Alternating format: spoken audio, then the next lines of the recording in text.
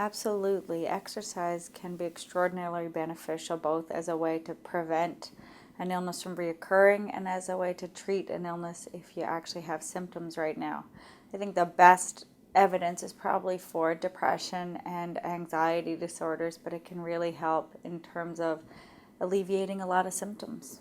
We know that a lot of evidence shows that actually anaerobic exercise, so exercise where you increase your breathing and your heart rate goes up, can actually be as effective a treatment for mild to moderate depression as can a medication.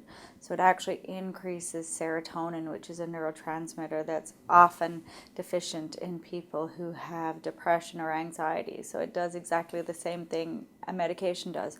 It increases serotonin levels. We also know that mental illness is often very isolating, and so if you could be part of a group exercise activity, again, a running program, yoga with friends, anything like that that's organized, forced social activity, that can really help minimize the sense of isolation that can come with having a mental illness. And so that really, again, helps alleviate some of those symptoms and makes a person feel less isolated and alone.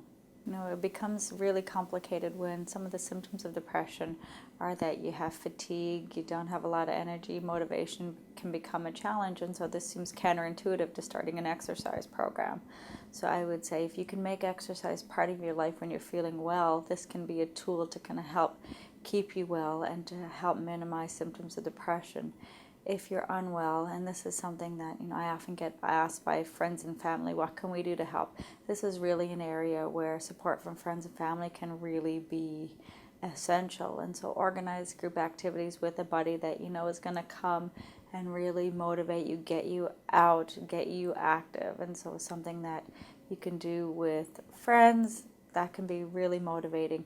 Of course, obviously the other piece is that if you have active significant depression, it's going to be very hard to engage in anything. So make sure that you speak to a healthcare provider to ensure that those symptoms are being treated properly. If you need a medication, taking that medication will then make it easier for you to engage in other activities like exercise that can help you get well faster and perhaps stop needing a medication.